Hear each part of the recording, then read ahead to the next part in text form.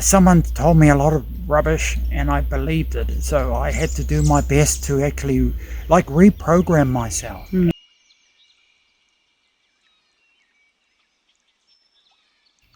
Kia ora, everyone.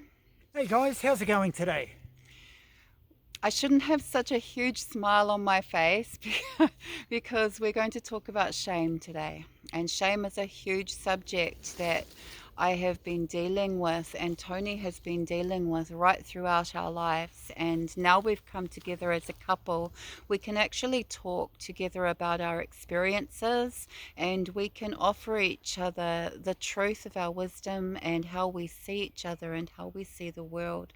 And we've really been doing a lot of healing within relationship because of that, particularly through our shame stories. Yeah, that's definitely true. Uh, yeah, for me, I don't want to share too deeply about my experiences growing up, but I grew up in a shameful environment and I got shamed by one of my parents mostly, and I never felt good enough, and she would always just shame me and make me feel less than. And I grew up as a kid feeling that way, and I lived most of my life that way. And I always felt like something was wrong with me, and I was not good enough. And no matter what I did, was never good enough. And it wasn't until years after that I went to counseling, and then I started talking about it to a counselor, and he said, bro, you're dealing with the after effect of shame, and it made me realize that yeah, what he was saying was right, and so I did my best to work on myself to change that, and then I started reading different kind of self-help books, and it made me realize that I've been someone told me a lot of rubbish and I believed it. So I had to do my best to actually reprogram myself. Mm. And I do that today. I like my self talk. I always try to build myself up and tell myself I'm doing the best I can and that I'm a good person, and it helps counter the shame after effect. Mm.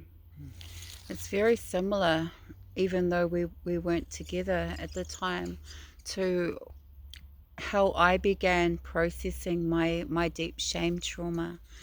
Back in 2017, actually, when I started my art degree, I I made an artist's book, and this artist's book I called Pandora's Book, like Pandora's box, because once you open these things up, they can release a whole bunch of darkness.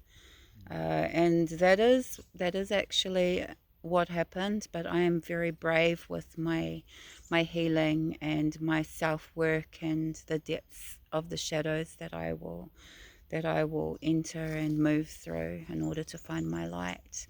And Pandora's book began as just an idea, and somehow I thought it was going to be easy. And I was so wrong. And I thought that I could sit in class in this group of about 20 other artists and just happily process this like it was just another art piece. But boy, was I wrong, because I started getting migraines and I started breaking down in tears while I was doing it. Art therapy is extremely powerful.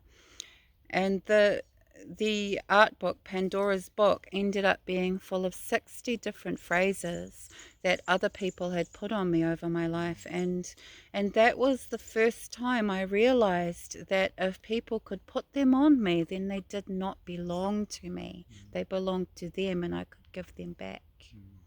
And so the inner pages were full of 60 statements of blossoming self-love, and that was really one of the places that I began my powerful journey into self-love and kindness, just like Tony was talking about. Mm, yeah, that's definitely right. You know, like if I look at back at my past, and shame had a powerful effect on me, and I always thought I was never good enough, and it was really quite. If I look back at it, I felt sorry for the past versions of me, and that's probably what really drove me to drinking and drinking to excess and becoming an alcoholic was a shame, you know. And then since I got sober, I faced a lot of the stuff from the past, and then I realized that it was someone else putting crap on me, you know, and it was a lot of their crap. So I've had to release a lot of that and actually forgive the other people who put stuff on me, and realize that it's just them repeating a cycle. And for me today is just to let go of all that and do my best, and to be myself 100%, you know, because I was always shamed and made fun of for being me. And now today, being with Karen, she accepts me and celebrates me, and I do the same for her, you know. And it's about doing that and being real and actually owning ourselves. And like, even when I was a single parent raising my sons and my daughter, you know, I always did my best, and I did my best not to do what, you know, my mum did to me. And I wasn't perfect, but I did my best. And now my kids are adults doing their own thing, and their life is nothing like mine. You know, they're not weighed down with all this shame and crap.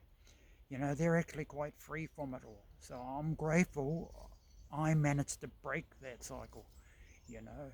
And like with Karen, she's done the same herself, you know. And we are very grateful that, you know, it's because we can look at ourselves and what we've been through, and we're strong enough to actually change a lot of our ways if they're not working, and to do our best to be the best versions of ourselves. That is so true.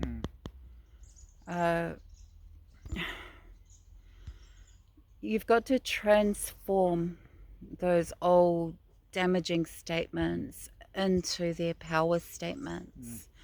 Into their power statements from I am not good enough to I am more powerful than that person had capacity to feel or be with.